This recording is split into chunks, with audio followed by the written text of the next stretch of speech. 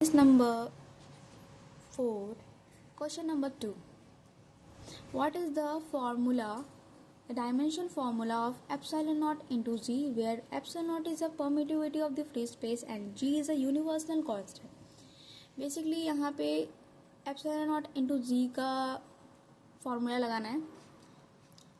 तो यहाँ पे दो फॉर्मूला यूज होगा, एक तो 12th का फॉर्मूला, एक 11th का. 12th का फॉर्मूला कौन सा, जो हमने स्टार्टिंग में पढ़ा था, 4 pi epsilon naught into R square, और ये होता है Q square, sorry. And G का हमने कहाँ पढ़ा था, जी का हम पढ़े थे ग्रेविटेशनल क्लास 11th में. जी एम स्क्वायर बटा आर स्क्वायर होता है ना. अरे इसी को बोलते हैं Q1 इंटू Q2. मैंने वो इक्वल रख दिया था चार्जेस, तो इसीलिए Q1 equal to Q2 equal to Q, तो इसीलिए Q स्क्वायर हो गया था. और यहाँ पे भी सेम चीज़ की हूँ, ठीक है. ये दोनों ना पॉइंट चार्ज के लिए यूज़ होता है. कहाँ यूज़ होता है, पॉइंट चार्ज के लिए. ये बेसिक चीज़ थोड़ा याद रखने वाला है, बट कोई बात नहीं. अब देखो, हमको निकालना है एप्सिलॉन नॉट और हमको निकालना है जी. अब क्या करेंगे, यहाँ से मैं एफ निकाल के जी निकाल एप्सिलॉन नॉट निकालते हैं. एक एप्सिलॉन नॉट निकाले तो ये ऊपर चला जाएगा, ठीक है. एप्सिलॉन नॉट निकालेंगे तो ये ऊपर चला जाएगा. अब देखो, जब एप्सिलॉन नॉट जब ऊपर जा रहा है तो ये एफ भी तो नीचे आ जाएगा. तो 4 पाई एफ आर स्क्वायर और ये क्यू स्क्वायर, तो एप्सिलॉन नॉट तो निकल गया. अब इसको जी को निकालना है, तो जी को निकालने के लिए थोड़ा मेहनत लगेगा, बट इट्स ओके.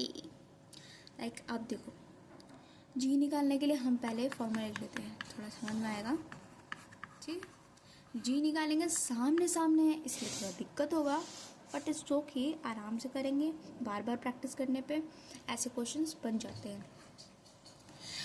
जी इधर आएगा, ये तो नीचे चला जाएगा. और जब ये सामने सामने था इसीलिए एफ आर स्क्वायर ऊपर चला गया और एम स्क्वायर नीचे. अब जी का वैल्यू भी आ गया, एप्सिलॉन नॉट का भी वैल्यू आ गया था. अब दोनों का वैल्यू हम इसके साथ पुट कर देते हैं, ये जो क्वेश्चन में दिया था इसके साथ पुट करेंगे. देन अब क्या करेंगे, जब हम सारा वैल्यू पुट कर देते हैं, ये फॉर्मूला ये था किसका, एप्सिलॉन नॉट का, एंड ये था किसका, ये था जी का. अब ये तो कट गया, ये कट गया, एफ आर स्क्वायर और एफ आर स्क्वायर. अब यहाँ से ये तो कांस्टेंट हो जाता है, 4 पाई तो कांस्टेंट हो जाता है. अब बचा क्या, Q square and by M square, Q square by M square, ठीक है. अब देखो, क्यू जो होता है वो आई टी होता है. ये कहाँ पढ़े थे, ये करंट इलेक्ट्रिसिटी में हमने पढ़ा है. अब आई का जो यूनिट होता है वो एम्पियर होता है, ठीक है.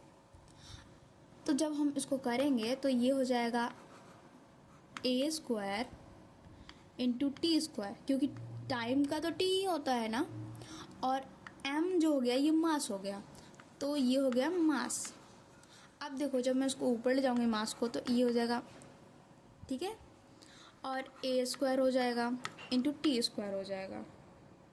माइनस का नहीं होगा क्योंकि ये तो ऊपर ही था, बस माइनस का ये होगा, मास होगा, क्योंकि वो ऊपर ले जा रहे हैं.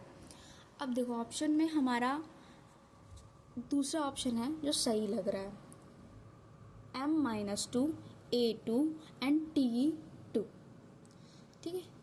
t का पावर 2 बोलते हैं इसको, चलो ठीक है. तो थैंक यू.